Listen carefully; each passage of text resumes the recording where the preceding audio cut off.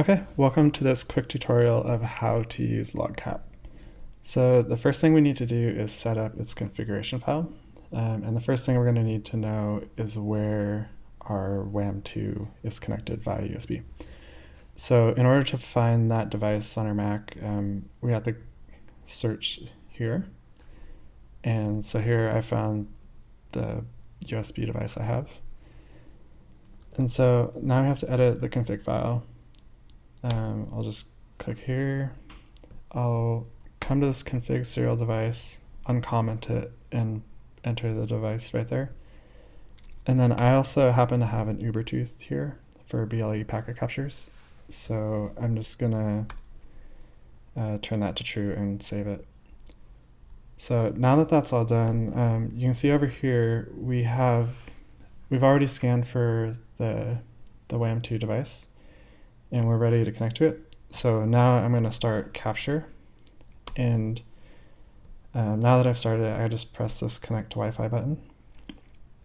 And so while that's working, you'll see it's actually simultaneously capturing ADB Logcap logs, ADB PIDCat logs, and here you can see the device logs are starting to roll in.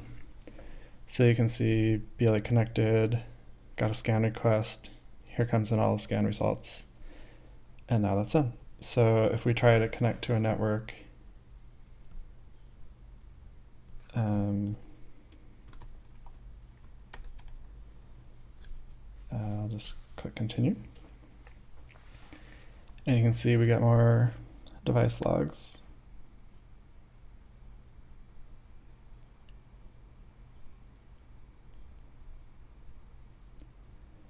And there we go. We've successfully connected on WAM2. So this is a live log that we're getting back from the device. And the trick here is that it's not only read-only. So if we want, we can just like come in here, type some stuff, figure out what the firmware is. We can do all kinds of stuff we want. So that's it. When we are all done, we can press Control C, and now we're done capturing. So if you look up at the very top, it'll say where it's capturing log files to. So you can see each, so it's going into this logs folder. So I can just go open logs, and you can see here is the folder.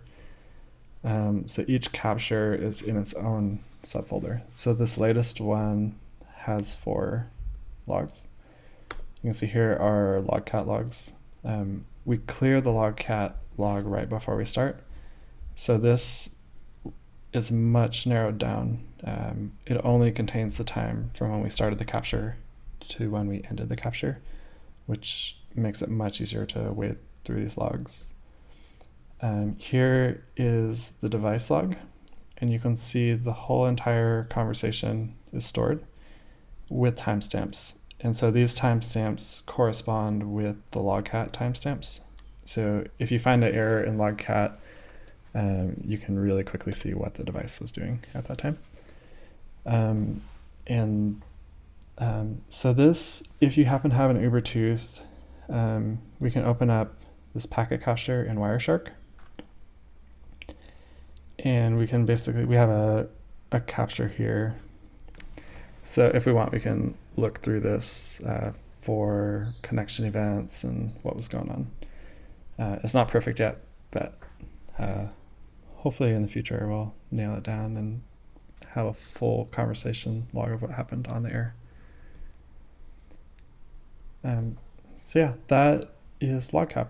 It can be extended if we want to actually capture iOS logs or other logs as we need.